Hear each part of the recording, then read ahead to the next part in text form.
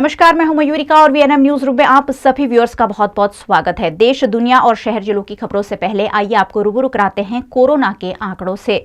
विश्व में कोरोना के अब तक 12 करोड़ 12 लाख मामले दर्ज हो चुके हैं। वहीं भारत में ये संख्या 1 करोड़ 14 लाख 30 हजार को पार कर गई है। गुजरात में अब तक 2,79,500 से ज्यादा मामले दर्ज हो चुके हैं। वहीं बड़ोदरा में आज 73 कोरोना के नए केस दर्ज हुए हैं। और आइए अब नजर डालते हैं वीएनएम हेडलाइंस पर। गुजरात के 4 महानगरों में बना रहेगा रात्रि कर्फ्यू। 31 मार्च तक बढ़ाई गई 2 घंटों की अवधि।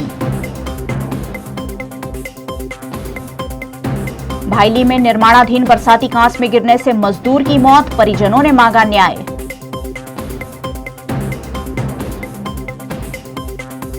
और भाजपा नगर सेवकों ने बस्ती इलाकों को लिया गोद, 1 साल तक देंगे सुविधाएं।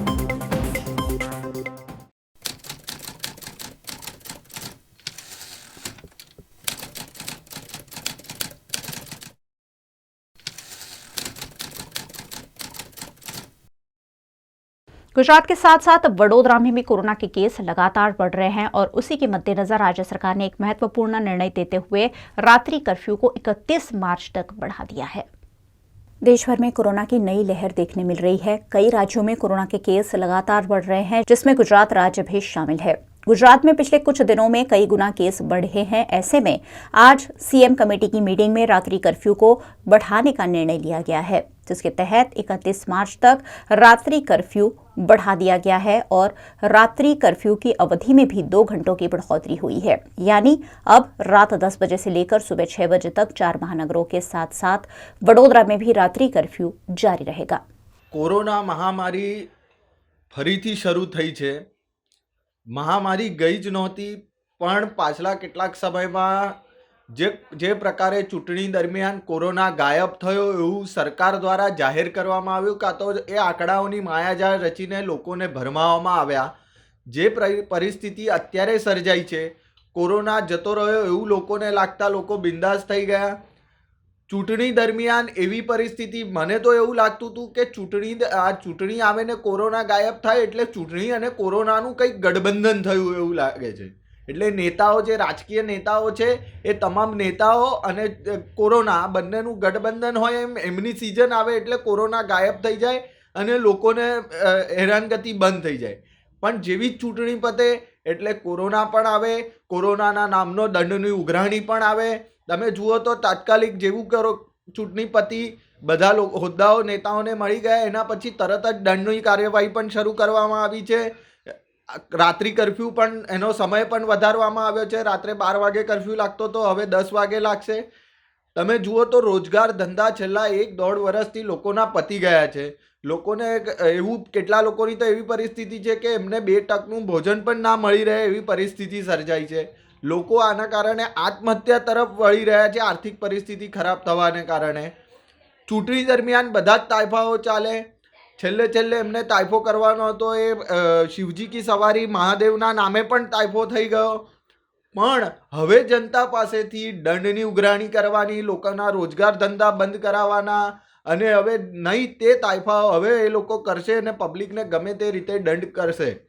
પણ આ બધા લોકો રૂપિયા ઉઘરાવે છે, તમે સરકાર ઉઘરાઈ રહી છે, એની સામે સરકાર પોતાની ફરજ નિભાવવામાં સદંતર નિષ્ફળ છે। એટલે ક્યાંક ને ક્યાંક સરકાર જો પોતાની ફરજ ના નિભાવતી હોય તો નાગરિકો પાસે ફરજનું પાલન કરવાનો સરકારને કોઈ અધિકાર નથી, કોઈ પણ પ્રકારે દંડ ઉઘરાવવાના લાયક નથી। તમે પોતે નિયમ ના પાળો તો જનતાને કેવી રીતે કહી શકો છો? એટલે આ જે પણ કાર્યવાહી છે તદ્દન ગેરકાયદેસર કહેવાય।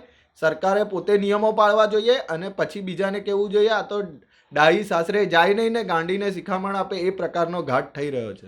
કોરોનાની ગાઈડલાઇનને લઈને હમણાં ટાઈમ વધી ગયો છે, રાત્રિ કર્ફ્યુ વધી ગયું છે, આના માટે જવાબદાર કોણ? આના માટે જવાબદાર ફક્ત ને ફક્ત તંત્ર છે। કારણ કે તંત્ર સરકાર જેવું નાચે એવું નચાવે એવું રીતે નાચી રહ્યું છે। જો સરકારને રાત્રિ કર્ફ્યુ આપવાથી કોરોનામાંથી મુક્તિ મળતી હોય તો રાત્રે ફક્ત અનિવાર્ય સંજોગોથી કે ચોક્કસ કારણસર જ નાગરિકો રોડ પર, રસ્તા પર, રેલવે સ્ટેશને કે પોતાના અંગત કામે જઈ રહ્યા હોય છે। એવાને રોકી ટોકીને બંધ રાખીને આ કોરોનાનો રોગ મટવાનો કે ભાગવાનો નથી। એટલે આના માટે જવાબદાર ફક્ત ને ફક્ત રાજ્ય સરકારનું જે તંત્ર કોરોનાને નાબૂદ કરવા માટે કામગીરી કરી રહ્યું છે એ તંત્ર જ जवाबदार છે। बड़ोदरा के कई इलाकों में विकास कार्यों के नाम पर पिछले कई महीनों से काम चल रहा है, जो लोगों के लिए परेशानियों का सबब बनता है। लेकिन भाईली में पिछले कई महीनों से जारी विकास कार्य एक शख्स की मौत का कारण भी बना।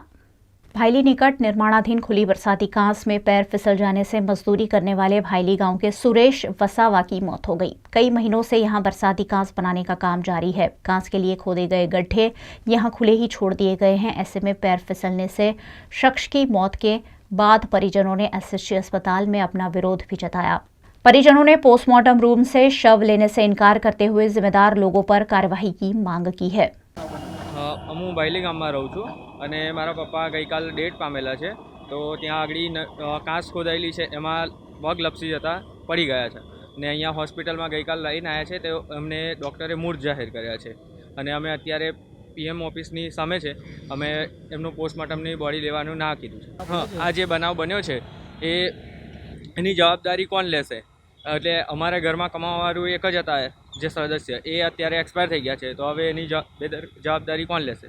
અમારી એક જ માંગ છે કે આ ઘરમાં કમાનાર એક જ વ્યક્તિ હતા, એ હવે એક્સપાયર થઈ ગયા છે, તો ઘરના જે મેન મૂવી હતા એ જ એક્સપાયર થઈ ગયા છે, તો એની જવાબદારી લેશે કોણ? बीएमसी चुनाव में भारतीय जनता पार्टी के 69 नगर सेवक चुनकर आए हैं और इन नगर सेवकों द्वारा शहर के विभिन्न इलाकों में बस्ती को गोद लेकर 1 वर्ष तक वहां बुनियादी सुविधाएं मुहैया कराने का जिम्मा उठाया गया है। भाजपा प्रदेश अध्यक्ष CR पाटिल का आज 66वां जन्मदिन है। इस मौके पर बड़ोदरा में भाजपा के 69 में से 66 काउंसलरों ने अपने इलाके में सेवा बस्तियों को गोद लेकर उनका विकास करने का उत्तरदायित्व उठाकर भारतीय जनता पार्टी के अध्यक्ष को उनके जन्मदिन का तोहफा दिया है। इस कार्यक्रम अंतर्गत विश्वामित्री ब्रिज निकट के महाकाली नगर को स्थानीय काउंसिलर ज्योति नितिन पटेल द्वारा गोद लिया गया है। इस मौके पर आयोजित कार्यक्रम में शहर भाजपा अध्यक्ष डॉक्टर विजय शाह, VMC के मेयर केयूर रोकड़िया, स्थानीय काउंसिलर जागृति काका, पूर्व काउंसिलर नितिन पटेल ने उपस्थित रहकर केक काटते हुए CR पाटिल का जन्मदिन मनाया। इस मौके पर बच्चों को मास्क और सैनिटाइजर भी बांटे गए। गुजरात प्रदेश भारतीय जनता पार्टीना अध्यक्ष અને સાંસદ માનનીય શ્રી CR પાટીલજીનો આજે જન્મદિવસ છે 66મો, ત્યારે વડોદરા શહેરના તમામ કોર્પોરેટર દ્વારા વડોદરા શહેરની અંદર 66 જેટલી સેવા વસ્તીની અંદર દત્તક લેવાનો કાર્યક્રમ કર્યો છે। આ સેવા વસ્તીની સરેરાશ જનસંખ્યા 1000 રહે અને આ સેવા વસ્તીમાં આગામી 1 વર્ષ સુધી અમારો આ કોર્પોરેટર દરેક સેવાકીય કાર્યોમાં અહીંયા જોડાયેલો રહે, અમારો એક આ પ્રયત્ન છે। જ્યારે કોરોનાની મહામારી હતી ત્યારે પણ અને આજે પણ ભારતીય જનતા પાર્ટીનો કાર્યકર્તા સતત લોકોના સંપર્કમાં રહે, એનો આ એક પ્રયત્ન છે। આના માધ્યમથી સેવાકીય વસ્તીની અંદર જે કોઈ નાની મોટી જરૂરિયાત હશે, ક્યાંક પેવડ બ્લોકની હોય, ક્યાંક સ્ટ્રીટ લાઇટની વ્યવસ્થાની વાત હોય, ક્યાંક સફાઈની વાત હોય કે પછી પાણી અને ગટર વ્યવસ્થાની વાત હોય, સતત એની સાથે સંપર્કમાં રહેશે અને 1 વર્ષ જે આ દત્તક લીધેલું નગર છે એને સ્વચ્છ નગર, સમૃદ્ધ નગર બનાવે એ દિશામાં પ્રયત્ન હાથ ધરીને આજનો આ કાર્યક્રમનું આયોજન પણ કરવામાં આવ્યું છે।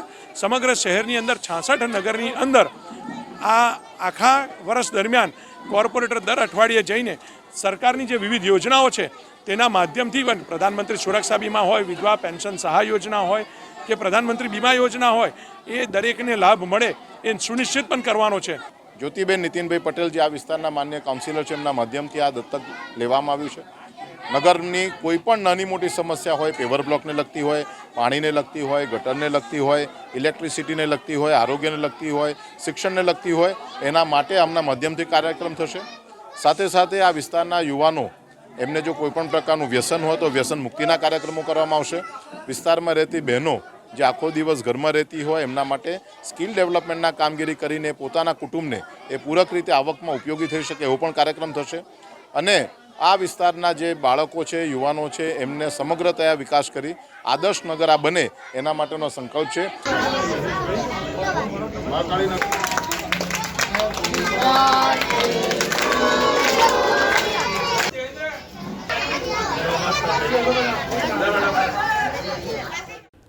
वडोदरा निकट नर्मदा जिला के केवड़िया में विश्व की सबसे ऊंची सरदार पटेल की प्रतिमा बनाई गई है और स्टैच्यू ऑफ यूनिटी के नाम से जानी जाती ये प्रतिमा विश्व के 8वें अजूबे के रूप में मशहूर है। ऐसे में इस प्रतिमा को देखने देश विदेश के लोग उमड़ रहे हैं। नर्मदा जिले के केवड़िया में स्थित विश्व की सबसे ऊंची प्रतिमा स्टैच्यू ऑफ यूनिटी की लोकप्रियता गुजरात आने वाले पर्यटकों के बीच तेजी से बढ़ रही है। पिछले साल मार्च महीने में कोरोना लॉकडाउन के दौरान पर्यटकों की आवाजाही को रोक दिया गया था, लेकिन जुलाई 2020 जैसे ही स्टैच्यू पर्यटकों के लिए खोला गया, इसे देखने के लिए लोग जुटने लगे। स्टैच्यू ऑफ यूनिटी को लोगों के लिए खोले हुए अभी 3.5 साल भी पूरे नहीं हुए हैं और 50 लाख से अधिक पर्यटक यहां आ चुके हैं। विश्व की सबसे ऊंची प्रतिमा स्टैच्यू ऑफ यूनिटी को वर्ष 2018 में देश के प्रधानमंत्री नरेंद्र मोदी ने पर्यटकों के लिए खोला था। 182 मीटर ऊंची सरदार पटेल की प्रतिमा को देखने के लिए वर्ष 2018 से लेकर 15 मार्च 2021 तक 50 लाख से अधिक पर्यटक केवड़िया आ चुके हैं। केंद्र सरकार के साथ ही प्रदेश सरकार भी केवड़िया को पर्यटन क्षेत्र के रूप में विकसित करने पर फोकस कर रही है। देसी विदेशी पर्यटकों को लुभाने के लिए स्टैच्यू के पास जंगल safari, cactus garden, butterfly park, river rafting और सी प्लेन समेत के 17 विकास प्रोजेक्ट शुरू किए गए हैं। स्टैच्यू को देखने के लिए आने वाले पर्यटकों की दिक्कत आसान करने के लिए रेल मंत्रालय ने विविध स्थानों से केवड़िया तक सीधी ट्रेन सेवा भी शुरू की है। केवड़िया रेल लाइन को ब्रॉडगेज कर तेज गति की ट्रेनों का परिचालन यहां संभव कराया गया है। इस कारण भी पर्यटकों का सीधे केवड़िया पहुंचना अब आसान हो गया है। देश में आज भी ताजमहल पर्यटकों को रिझाने में सबसे आगे हैं। उसके बाद देश में स्टैच्यू ऑफ यूनिटी अंतर्राष्ट्रीय और डोमेस्टिक पर्यटकों में सबसे ज्यादा पसंद किया जा रहा है। पर्यटकों को लुभाने के लिए जंगल सफारी में जंगल बुक थीम पर काम भी शुरू किया गया है। ये प्रयोग बच्चों को काफी पसंद आ रहा है। कुल मिलाकर स्टैच्यू ऑफ यूनिटी गुजरात में एक बेहतरीन टूरिस्ट स्पॉट के रूप में उभर कर सामने आ रहा है। सूरत में छोटे बड़े कई उद्योग चलते हैं और यहां अक्सर लूट की वारदातें दर्ज होती है। ऐसी ही एक लूट की वारदात सूरत में दर्ज हुई, जिसमें आंगड़िया पीढ़ी के कर्मचारी से लाखों की लूट कर ली गई। सूरत के मैधरपुरा निकट थोबा मोहल्ले के पास पैदल चलकर जा रहे आंगड़िया पीढ़ी के कर्मचारी से 15 लाख रुपयों से भरा बैग छीनकर 2 बाइक सवार बदमाश फरार हो गए। घटना की सूचना पाकर मौके पर पहुंची पुलिस ने जांच शुरू की। दरअसल राजस्थान के मूल निवासी जोगाराम डांगी पिछले 15 सालों से मैधरपुरा भवानीवाड़ इलाके के अंबालाल मोहनलाल आंगड़िया पेठी में डिलीवरी मैन का काम करते हैं। सोमवार शाम करीब 6:30 बजे जोगाराम एक बैग में 15 लाख रुपए भरकर भवानीवाड़ इलाके के रामचंद्र आंगड़िया में पैसे देने के लिए निकले थे। उस दौरान बाइक पर आए हुए 2 लोगों ने उन्हें धक्का मारकर गिरा दिया और फिर उनके हाथ से रुपयों भरा बैग छीनकर फरार हो गए। मामले में पुलिस आगे की तफ्तीश कर रही है।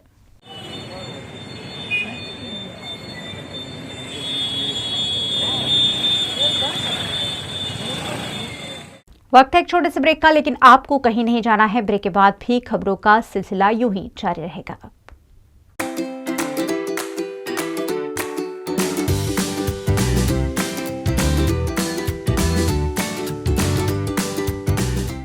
जब बच्चा लिखना हम शुरू करता है तो लिखना डायरेक्टली शुरू कर देता है कि उसके पहले उसकी कुछ स्किल्स के ऊपर काम किया जाता है? लिखने की जो स्किल है, राइटिंग स्किल है, उसमें 2 थिंग्स इन्वॉल्व है। एक तो अपने बॉडी के मूवमेंट्स और दूसरा क्या लिखना है। देखिए रविवार सुबह 11 बजे VNM TV kids YouTube channel पर और VNM TV फेसबुक पेज पर। शहर के पहले VNM किड्स चैनल को सब्सक्राइब करें और सराहें बच्चों की कला को। लॉकडाउन के दौरान हमने बहुत सारी रेसिपीज ट्राई की है, कुछ रेसिपीज हमने मॉडिफाई भी की है। ठीक उसी तरह से हमने भी आपका पसंदीदा शो आपकी रसोई मॉडिफाई किया है और उसे हम लेकर आए हैं एक नए रूप में, जहां आपको अपनी रेसिपी खुद ही शूट करनी है। लेकिन आपको कुछ बातों का ध्यान रखना है कि जब आप अपनी रेसिपी मोबाइल के जरिए शूट कर रहे हैं तो वो शूट आपको हॉरिजॉन्टली करना है, और दूसरा अपनी रेसिपी के बारे में खुद ऑन स्क्रीन हमारे दर्शकों को कुछ बताना भी है, ताकि हम आपको और आपकी जायकेदार रसोई को सभी के रसोई तक पहुंचा सके। तो इंतजार किस बात का, फटाफट वीडियो शूट करके स्क्रीन पे दिख रहे नंबर पर हमें जरूर भेजें। पिछले कई दिनों से बापोद में जारी ड्रेनेज की कार्यवाही गुणवत्ता विहीन होने का मामला उजागर हुआ है, जिस पर RTI के तहत जानकारी भी मांगी गई है। बापोद इलाके में ब्रजराज सोसाइटी निकट कई दिनों से बरसाती पानी के निकाल के लिए ड्रेनेज और गटर लाइन की कार्यवाही शुरू की गई है। ये कार्य भाविन एंटरप्राइज के कॉन्ट्रैक्टर SK मकवाणा को दिया गया है। लेकिन ये कार्यवाही गुणवत्ता विहीन होने के आरोप सामाजिक कार्यकर उमेश पटेल ने लगाए हैं और ऐसे गुणवत्ता विहीन विकास कार्यों से लोगों की जान पर खतरा होने की आशंका भी जाहिर की है। आ काम वहीवटी ward 9 election ward number 5 Brajrath society पासेનું કામ છે। આ કામ ટોટલ 2 પાર્ટમાં અપાયેલું છે। પહેલો પાર્ટ છે એ મકવાણા કન્સ્ટ્રક્શન છે અને બીજો પાર્ટ છે એ ભાવિન એન્ટરપ્રાઇઝના નામે કામ કર્યું છે। એટલી નીચલી ગુણવત્તાનું આ કામ થયું છે કે જેની કોઈ હદ નહીં। હું પોતે કોન્ટ્રાક્ટર છું, મને નોલેજ છે, એટલે આજે હું તમને વ્યવસ્થિત અહીંયા સમજાવીશ કે આ કઈ રીતે કામ થવું જોઈએ અને કઈ રીતનું આ લોકોએ ખોટું કર્યું છે। સૌ પ્રથમ અહીંયા ભાવિન કન્સ્ટ્રક્શને શરૂઆત કરી। 1.5 વર્ષ થયું, રસ્તા બેઉ સાઈડથી બંધ કરીને બેસી ગયા। પબ્લિક એટલી બધી હેરાન થઈ અને જેના કારણે પબ્લિકને ઘણી તકલીફ પડી। આ કામની અંદર જે કૂવો કરવામાં આવે છે એ કૂવાની નીચે જે બાજુમાં વરસાદી કાંસ હતો એ તૂટી ગયો। પછી આ લોકોએ શું કર્યું કે તરત જ એની ઉપર સ્લેબ ભરી દીધો। જ્યારે જેની બોટમ હોય વરસાદી કાંસની તૂટી ગઈ હોય તો પાણી જશે ત્યારે ચોમાસાનું ત્યારે નીચે ભૂવા પડવાનું ચાલુ થશે અને વર્ષ 2 વર્ષમાં અહીંયા આગળ ભૂવા પડશે। એટલું ખરાબ કામ આ લોકોએ કર્યું છે। બીજું ભાવિન કન્સ્ટ્રક્શનની વાત કરીએ તો એમને પાઇપો નાખી છે। આ પાઇપોની જે ક્વોલિટી હોવી જોઈએ, હું પોતે કોન્ટ્રાક્ટર છું, એસ્ટિમેટમાં NP4 ક્વોલિટીની પાઇપ લખી છે અને આ લોકોએ કોમર્શિયલ પાઇપ નાખી છે સસ્તી। અધિકારીઓ કોઈ સુપરવાઇઝન કરતા જ નથી, આમાં મિલીભગત હોય છે। આપણા જે કાઉન્સિલરો છે એ તમે જોવો છો કે સ્થળ પર આવે છે પણ એમને ટેકનિકલ નોલેજ જ નથી કે કોન્ટ્રાક્ટર કઈ રીતે ચોરી કરે છે, અધિકારી શું કરે છે, એ ટેકનિકલ નોલેજ એમને હોવું જરૂરી છે। આગળના દિવસોમાં મેં RTIથી માહિતી માગેલી છે। મારી પાસે એસ્ટિમેટ, મેજરમેન્ટ અને વર્ક ઓર્ડરની કોપી આવે એટલે હું વિજિલન્સ તપાસ ગાંધીનગર તકેદારીમાં આની કમ્પ્લેન કરવાનો છું અને મારી હાજરીમાં તમામ રિપોર્ટો હું ચેક કરીશ અને પછી જ એનું પેમેન્ટ કરવા દઈશ અને બ્લેકલિસ્ટ કરાવીશ।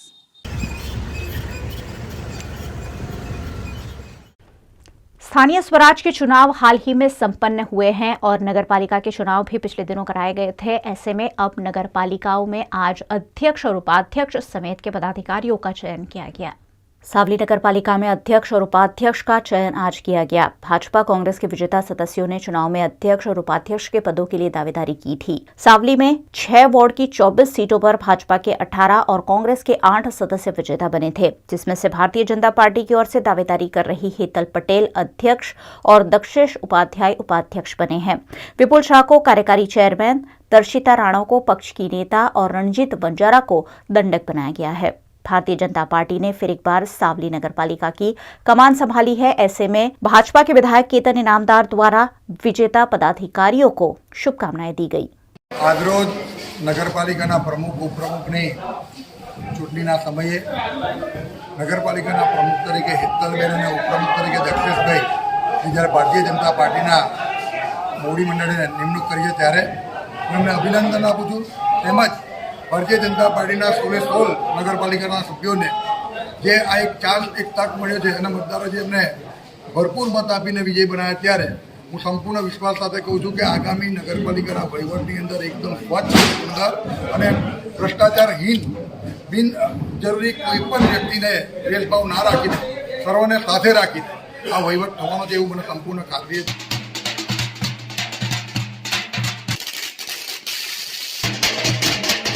डभोई नगरपालिका में भी अध्यक्ष उपाध्यक्ष की नियुक्ति की गई है। यहां उप जिलाधीश की अध्यक्षता में आयोजित चुनाव में अध्यक्ष के रूप में काजल दुलानी, उपाध्यक्ष पद पर मितेश पटेल, कारोबारी अध्यक्ष के रूप में विशाल शाह, पक्ष के नेता के रूप में बीरेन शाह की नियुक्ति की गई है। इस मौके पर समर्थकों द्वारा इन सभी पदाधिकारियों का फूलमाला पहनाकर सम्मान किया गया। इस मौके पर डभोई के विधायक शैलेश मेहता भी मौजूद रहे और उन्होंने नगरपालिका के नए चयनित पदाधिकारियों को शुभकामनाएं दी।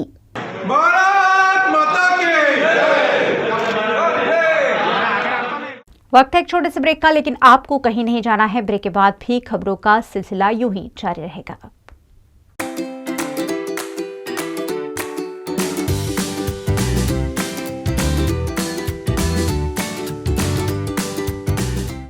जब बच्चा लिखना हम शुरू करता है तो लिखना डायरेक्टली शुरू कर देता है कि उसके पहले उसकी कुछ स्किल्स के ऊपर काम किया जाता है। लिखने की जो स्किल है, राइटिंग स्किल है, उसमें दो थिंग्स इन्वॉल्व है, एक तो अपने बॉडी के मूवमेंट्स और दूसरा क्या लिखना है। देखिए रविवार सुबह 11 बजे VNM TV kids YouTube channel पर और VNM TV फेसबुक पेज पर। शहर के पहले VNM किड्स चैनल को सब्सक्राइब करें और सराहें बच्चों की कला को। लेटेस्ट खबरों के लिए यूं ही देखते रहिए VNM न्यूज और हाँ VNM TV की यूट्यूब चैनल को लाइक, शेयर और सब्सक्राइब जरूर करें।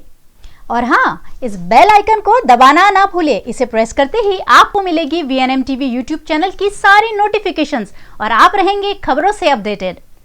गुजरात के सबसे बड़े सरकारी अस्पताल SSG में रोजाना हजारों मरीज इलाज के लिए आते हैं। बावजूद उसके यहाँ ठोस अग्नि सुरक्षा संसाधनों की कमी है, जो कभी भी बड़ी अप्रिय घटना को न्योता दे सकती है। गुजरात हाई कोर्ट के निर्देशानुसार फायर NOC नहीं होने पर शहर की कई इमारतों को सील कर दिया गया है, लेकिन शहर की कई सरकारी इमारतों में ही फायर सेफ्टी नहीं होने के किस्से लगातार उजागर हो रहे हैं। शहर के सबसे बड़े सरकारी अस्पताल SSG में भी आग जैसी आपात स्थिति से निपटने के कोई ठोस इंतजाम नहीं है, जिस पर सामाजिक कार्यकर अतुल गामीची ने आवाज उठाई। वडोदरा महानगरपालिका वडोदरा शहर में कॉमर्शियल इमारतों में जेनी पासे सीज फायरना साधनों ना होय ए तमाम इमारतों ने सील करवामां आवी छे। त्यारे हाल वडोदरा शहरનું मध्य गुजरातना मोटा मोटी सर सयाजी जनरल होस्पिटल में मुलाकात लीधी है। आ होस्पिटल में घना सीज फायरना साधनों एवा है, घना बोटल एवा है, ड्यू डेटना बोटलो है, घना बोटलों पर नवा लगाया है, एनी अंदर स्टीकरों लगाईने स्टीकरों लटकाई देवामां आवे छे। कही शकाय कि आ सर सयाजी जनरल होस्पिटल है, घणुं मोटुं विशाल होस्पिटल है। आ होस्पिटल अंदर सीज फायरना अति आधुनिक साधनों होवा जोईए अने आ रीतना जो स्टीकर लगाईने लेबलों लगाड़ीने फरीथी एना एज बोटल जो लगाववामां आवता होय अने भूले चूके अहींया जो कोई मोटी आग लागे, कोई मोटो अकस्मात सर्जाय तो जवाबदार कोण? सर सयाजी जनरल होस्पिटल सत्ताधीशोने अमारी विनंती है कि जे पण सीज फायरना साधनों हाल में लगाववामां जे बोटलों लगाववामां छे एनी तपास करवामां आवे, सुपरविजन करवामां आवे अने आनी अंदर पाउडर है कि नहीं, केमिकल है कि एनी पण तपास करीने आ सर सयाजी जनरल होस्पिटल जे पण आरोग्य माटे आवे छे एमने सारी सुविधा आपे तेवी अमारी मांग छे।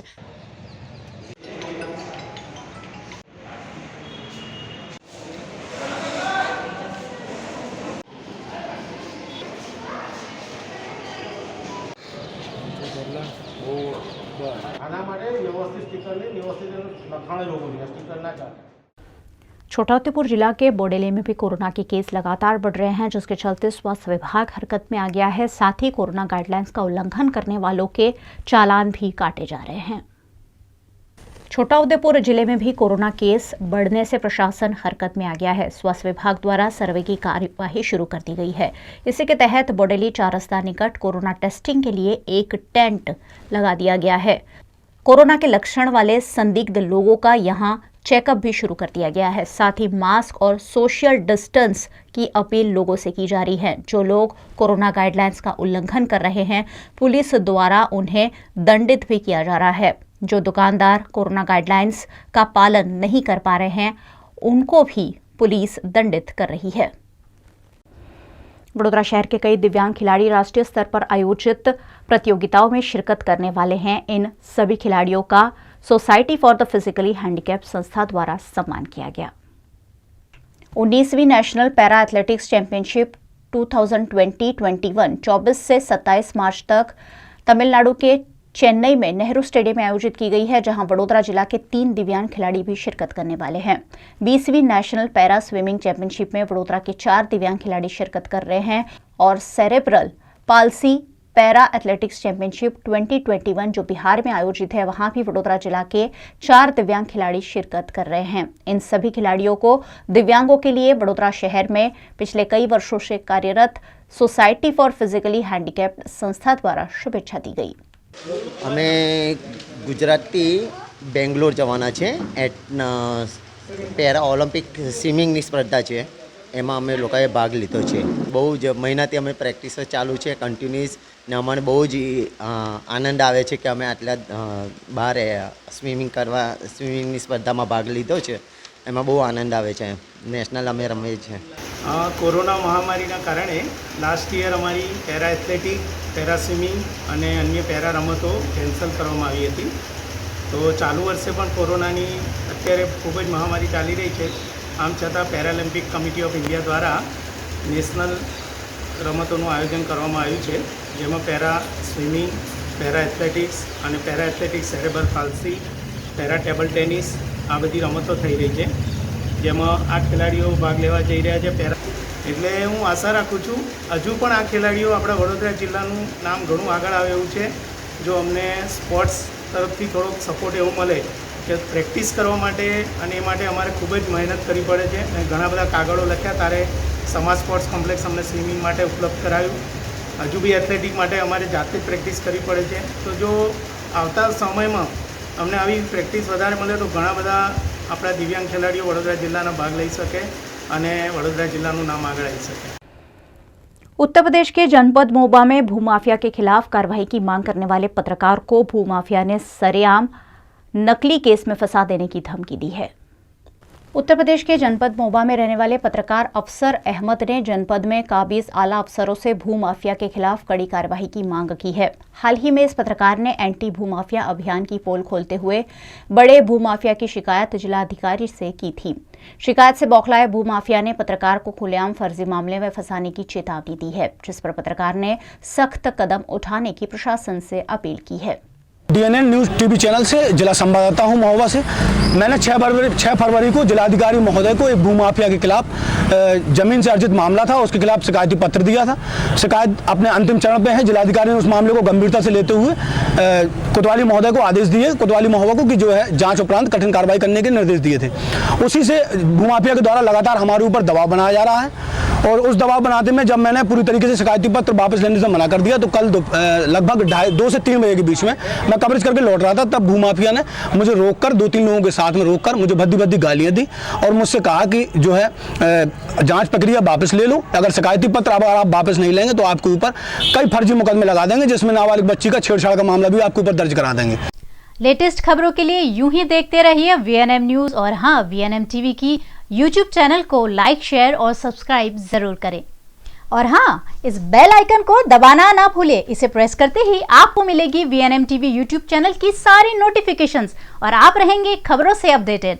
VNM न्यूज रूम से आज बस इतना ही. VNM के समाचार आप रोज रात 9 बजे फेसबुक और यूट्यूब पर लाइव भी देख सकते हैं. VNM का यूट्यूब चैनल सब्सक्राइब जरूर कर लीजिए और बेल आइकन प्रेस कर दीजिए, ताकि VNM के अपडेट लगातार हर घंटे आप तक पहुंच सके. देखते रहिए VNM, जुड़े रहिए VNM के साथ. नमस्कार.